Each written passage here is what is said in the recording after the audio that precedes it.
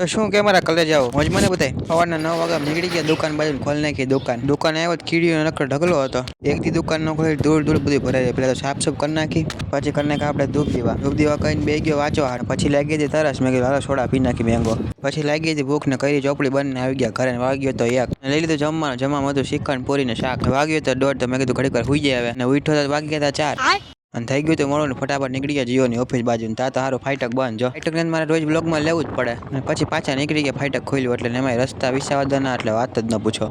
हमने रोड बनाने में स्पेस टेक्नोलॉजी का उपयोग किया અને પછી ખોલી નાખી આપણે જીઓની ઓફિસ